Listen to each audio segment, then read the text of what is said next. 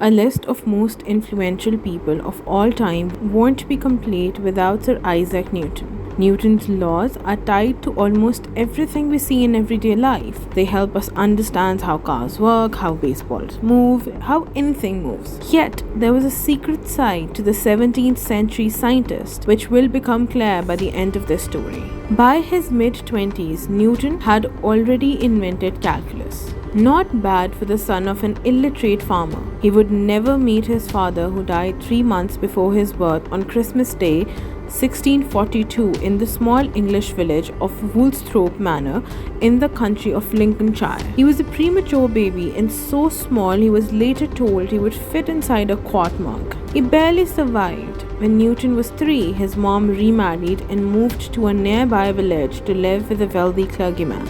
Newton was left behind in the care of his grandparents. When he was 12, he enrolled at a local grammar school. His signature can still be seen by a windowsill of the King's School today. After the death of his stepdad, his mother tried to remove him from school so he could be a farmer, a prospect that he dreaded. Luckily, the schoolmaster convinced his mom to send him back to class, where he gained the knowledge necessary to enter the University of Cambridge in 1661, paving his way by working as a valet. Although he studied the works of ancient Greek philosophers, he questioned their theory, writing in his notebook in Latin, "Plato is my friend, Aristotle is my friend, but my best friend is the truth." Shortly after receiving his bachelor's degree in 1665, the bubonic plague ravaged Europe and would take the lives of estimated 1 out of every 4 people in London. The pandemic forced Newton to work from his childhood home for the next 2 years and would lead to his most amazing breakthroughs. He used a prism to discover that white light in the sunlight is made up of colors of rainbow. The widely held belief at the time was Aristotle's theory that color was a mix of black and white. To prove his theory, Newton built a reflecting telescope that used mirrors rather than lenses. Outside his family home was also an apple tree.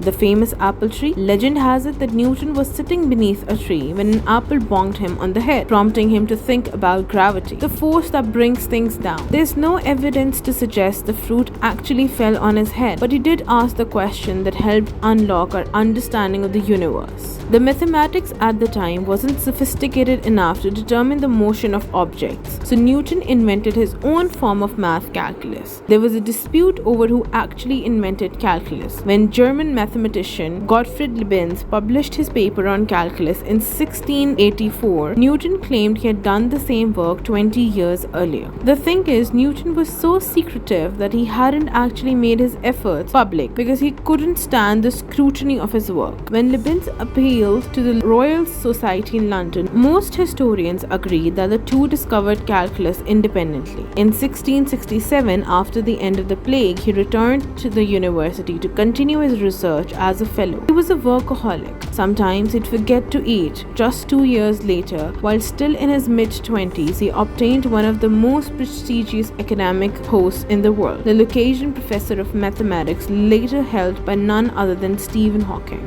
He spent 25 years secretly studying alchemy, the search for a method to turn common metals into gold. This is a manuscript where Newton wrote down a recipe thought to be a step towards convocating the mythical philosopher's stone now popularized in Harry Potter series. Examinations of his hair after his death found high levels of toxic compound, which scholars believe could explain his mental breakdown in 1693 when he lost grip on reality.